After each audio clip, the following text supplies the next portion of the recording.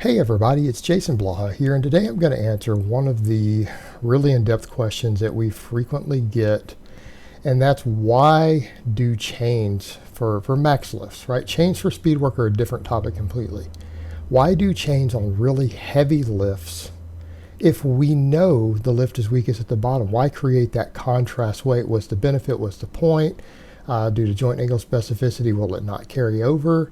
And if you guys recall, even this year, building back up to the best box squat I've hit on a 12-inch box is 502, right? 502. Now, that was a 62-pound PR without doing a single heavy rep with straight weight. In other words, I did nothing but band work and chain work between those two, right? The only work I really did in between was the warm-up, the ramp-up for the 502 day. Everything else, as far as my heavy work goes, was bands and chains. And at one point, the heaviest set I did, I believe, was 405 on the bar with 100 pounds of chain weight. Okay, 405 at the bottom, a little more for the chains, and like 505 at the top. And a couple months later, I hit 502 straight up off the bottom. Now, in theory, we'd look at that and say, well, that shouldn't necessarily work because a lot of people can do hundreds of pounds more at the top. Well, you can do hundreds of pounds more at the top for partials, okay? You can do it with partials. You might even be able to do it with reverse bands in some cases, or a slingshot or something that changes the way things work. But when we're dealing with chains, chains don't change any sort of weird acceleration curves. They simply add weight as you go, because they don't stretch, they don't pull, there's no elasticity. They're basically like individual tiny weight plates that just add up as you go up. So you might be able to have, in the case of when I did that, was 400 at the bottom, or about 410, and just over 500 at the lockout. Well, we know the squat's harder at the bottom. We know the bench is harder at the bottom. So people would say, well, why do that? Well, there's a couple of things going on. Number one, what's one of the reasons people do heavy lockout work, right? People will do heavy partials sometimes, and we can argue that it's not that good. I'm not actually a fan. But the point is, if you can move a heavier weight through there, aren't you leaving untapped muscle fibers potentially? Well, in some cases, maybe. There might be some muscle fibers that are related to that joint angle specificity. You could be hit a little harder that way. But you're also losing the benefit of hitting the fibers further down. So in terms of total strength and hypertrophy, that actually in studies shows to be slightly less effective than just doing the full range with a lighter weight. Right? It's slightly less effective. But if we wanted to work those other thresholds harder, the chains do help.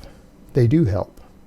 Now, one of the big points that people make is what? That heavy lockout work, or even heavy walkout work, or unracking work can accommodate and condition your body to holding and handling heavier weights. In other words, if you're only a 450 squatter and you put 500 pounds on a bar and walk it out, or you just do pin lockouts with 500 pounds, you actually condition and train your shoulders and your back to get used to what it feels like to have 500 pounds on your back. So here I go, there's my 502 squat.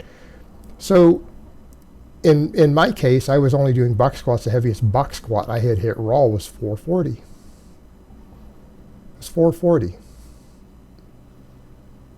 So I wasn't used to box squatting with that much weight on my back.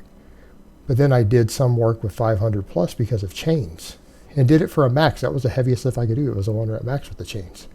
So I got used to having a heavier weight on my back. And it's not just me, this works for everybody. It's the same thing with a bench press. So if you're going to do chain work, it also teaches you to learn how to handle and feel heavy weight in your hands. Heavier weight than you would be able to lift. But you still have the benefit of doing a full range of motion, because if you have a bunch of chains on the bar, and it's a heavier weight than you've ever benched or squatted or anything else at the top, and you get your back and your shoulders used to that, and in the case of the bench, you get your hands and your wrists and your elbows used to just supporting that heavier weight, so it prepares your nervous system for it. When you come down, you're still using a weight that you can handle at the bottom. And here's what we need to remember. Heavy maxes are heavy maxes. Learning to exert maximum force against a heavy weight still counts. In other words, if you explode as hard as you can, even with a weight you can handle, you get good muscle fiber recruitment.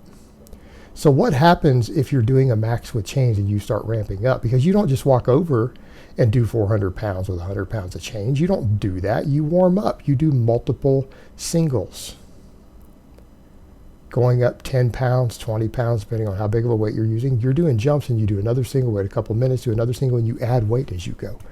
As you're doing it, your body realizes very quickly that that weight gets heavier at the top. And if it slows down, it feels even heavier. So you're training yourself to explode harder on the ramp up sets, because if you don't, the weight feels even harder at the top. So to struggle through, you start learning on the ramp up sets how to push hard to make sure you finish the lift.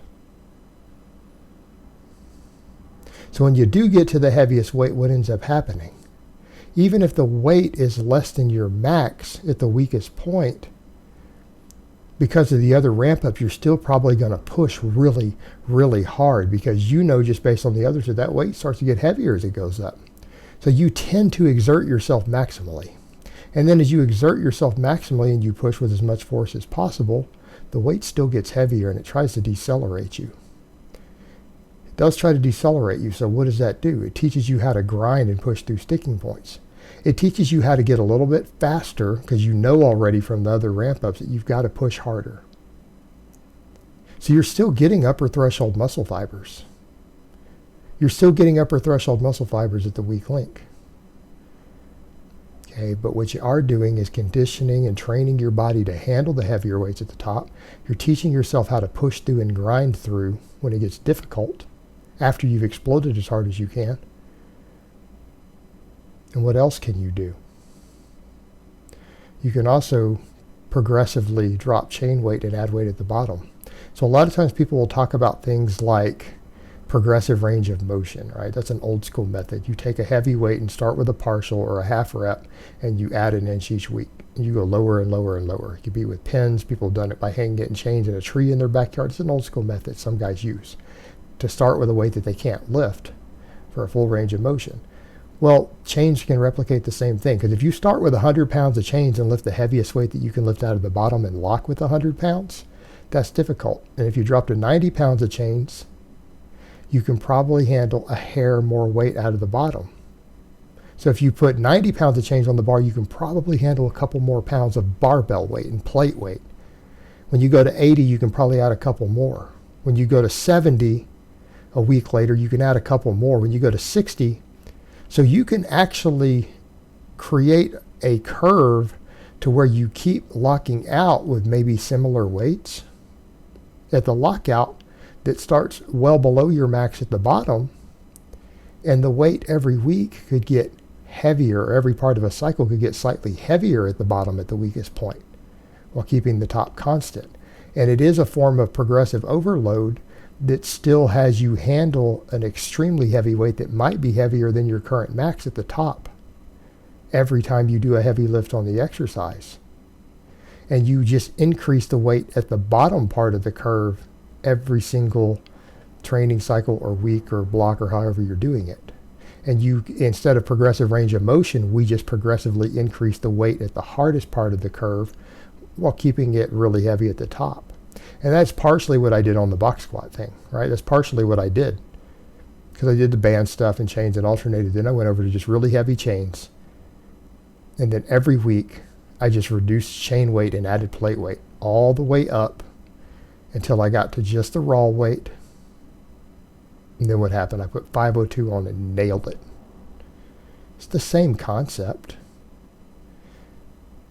And then people would say, well, even aren't you worried about the weak link being neglected? Well, hopefully nobody out here who's training with anything this complex is doing only their classic lifts with the chains. We do other work. So if you know that that's where your current weak link is, why wouldn't you do supplemental lifts for it? Right? If you're weak at the bottom of the bench, you could do some floor presses with straight weight. You could do some dips and get a stretch reflex for your chest at the bottom. How about on your squats? What about if your glutes and hips and stuff are a little bit weak at the bottom of that squat? Even if you wanted to train with the chains, what would you do? Maybe you could do some extra hypertrophy work to thicken those muscles up. Your lower quad is the weak link on the squat. You could still do all the chain work. And if your quads were your weak link down near the bottom, you could do some extra lower quad work. Your supplemental lifts address your weak points. The weak points don't have to be addressed on the max lifts. And there's a lot of reason we rotate max lifts, the stuff I've talked about. But what I just described is a couple different ways to program them with chains to get stronger. And then you can come behind it and do supplemental stuff to shore up your weak links. It works. It's a proven set of systems that works for large numbers of athletes all over the world. All right, this isn't new. This isn't novel. I understand that most people listening to YouTube fitness, this isn't understood in the fitness world because of all the physique and bodybuilding nonsense. Okay, but in the strength world, this is a lot more common than you might think, these sort of methods. And they work.